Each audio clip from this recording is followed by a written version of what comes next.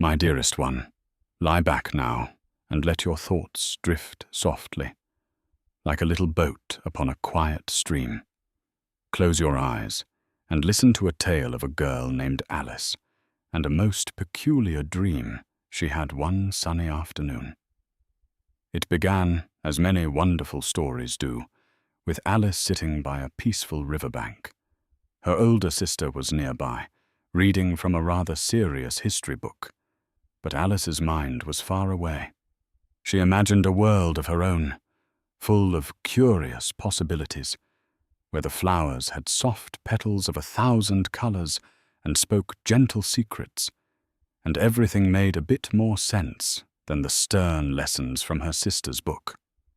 As Alice's thoughts drifted, a most unusual sight caught her eye.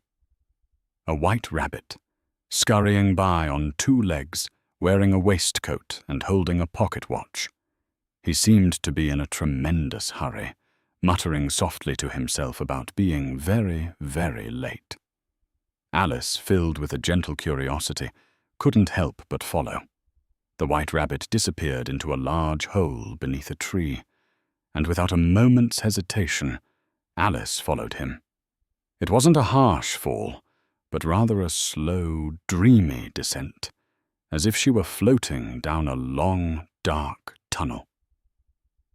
She passed shelves laden with curious objects, teacups, maps, and pictures, until with a soft thud, she landed in a peculiar round room. This room was a puzzle, lined with many doors of various sizes, but all were locked. On a small glass table, Alice found a tiny golden key. It fit a very small door, through which she could just glimpse the white rabbit, still hurrying along, muttering about his tardiness. Oh, if only she could be small enough to fit through that door. Then her eyes fell upon a bottle with a label that whispered, "Drink me." Alice, ever so gently, took a tiny sip. And what do you think happened? She began to shrink softly, gradually, until she was indeed small enough to pass through the door. But alas, in her excitement, she had left the tiny golden key on the glass table, which was now far, far above her head. A little disheartened, Alice then found a small cake that read, "Eat me." With a gentle bite, she began to grow, slowly, steadily, until her head touched the ceiling and her feet were pressed against the floor. She was so big, she couldn't move. A little tear trickled down her cheek, then another, and soon a shimmering pool of tears filled the room around her. Just then, she noticed the white rabbit again, still hurrying, still late. He dropped his fan and gloves, and Alice, by this time having shrunk back down to her small size, picked them up.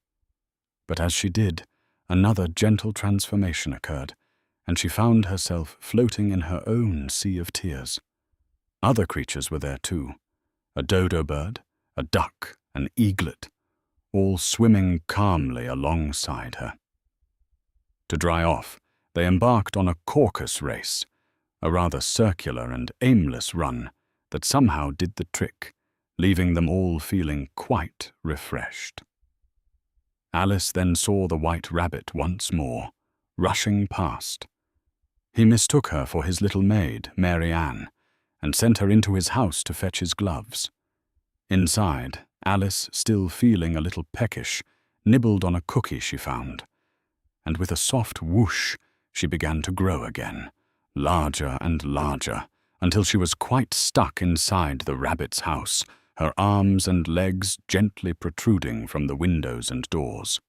The dodo and his friends, with great deliberation, tried various comical solutions to get her out, like sending little rocks down the chimney. Eventually, Alice found a tiny carrot in the garden, and with a gentle bite, she returned to her normal size, slipping quietly out of the house. Wandering further, Alice found herself in a most beautiful garden, where the flowers had soft, velvety petals and could speak in gentle whispers. They greeted her with kind words at first, but then, perhaps feeling a bit shy, they began to gossip softly amongst themselves about her strangeness, until Alice felt it was time to move on. Soon, she encountered a very wise-looking caterpillar, resting upon a mushroom, calmly puffing on a hookah. He asked her, in a rather thoughtful voice, "Who are you?" Alice tried to explain her many changes in set and her bewilderment. The caterpillar, with quiet wisdom, told her that one side of his mushroom would make her grow, and the other would make her shrink. Alice took 2 little pieces, tucking them away carefully. Continuing her journey, Alice met Tweedledee and Tweedledum, 2 round little brothers who loved to recite poems and tell stories. They shared with her the rather long and curious tale of The Walrus and the Carpenter, a gentle story about 2 friends who went for a walk by the sea and invited some little oysters for a picnic. Though the walrus and the carpenter had the best intentions, the oysters ended up in a rather unfortunate situation. Alice listened patiently, but after their story, she gently excused herself, still eager to find her way. Not long after, Alice stumbled upon a most unusual tea party. The Mad Hatter and the March Hare, along with the Sleepy Dormouse, were perpetually celebrating their unbirthdays. It was a lively, yet gentle kind of chaos, full of riddles that had no answers and cups that were never empty. They offered her tea and told her charming nonsense, but Alice, feeling a little overwhelmed by their endless chatter, eventually excused herself once more, continuing her quiet exploration.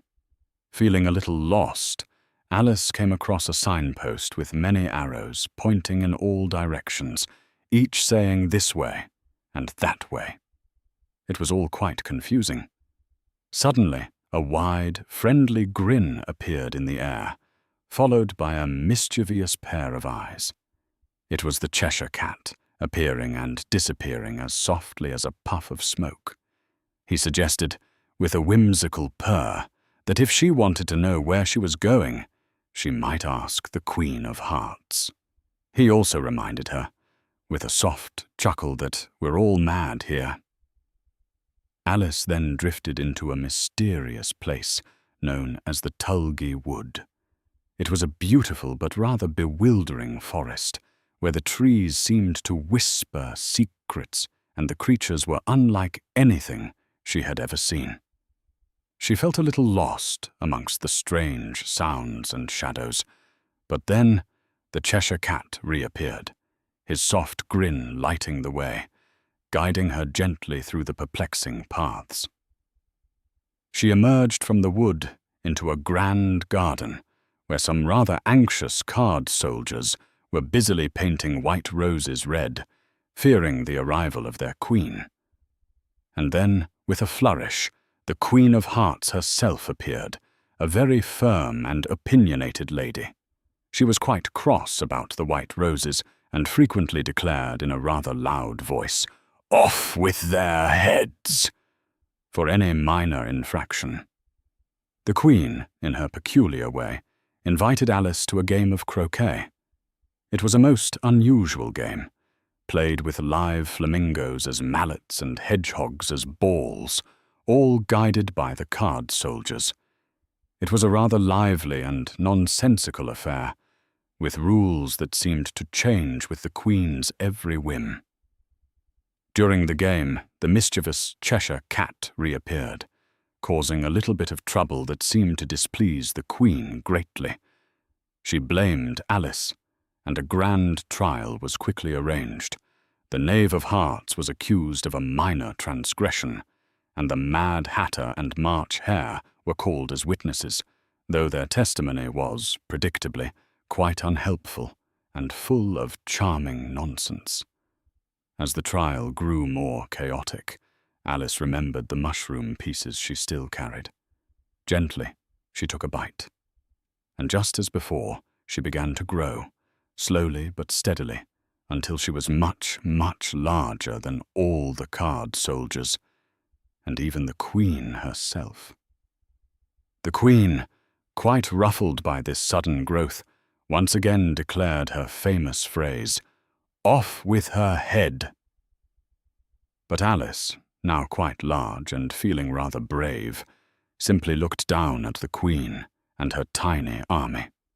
The whole dream world around her began to swirl and blur, a dizzying array of all the characters she had met. It was a rapid, gentle chase through her dream, a kaleidoscope of colors and sounds. As she ran back towards the hall of doors, she tried to open the little door, but it was locked. Just as the dream became a gentle blur of motion, and she felt a soft, insistent, sort of nudge, Alice heard a familiar voice. "Wake up, Alice, dear."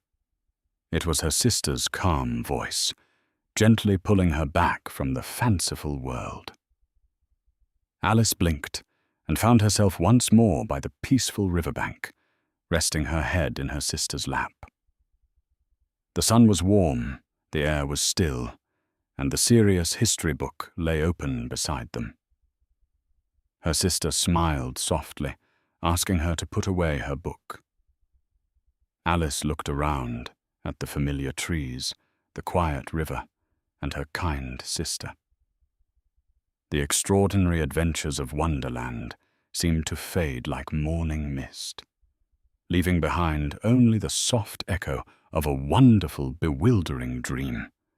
She had learned so much from her journey, and now, with a quiet sigh of contentment, she was back where she belonged, ready for a restful night.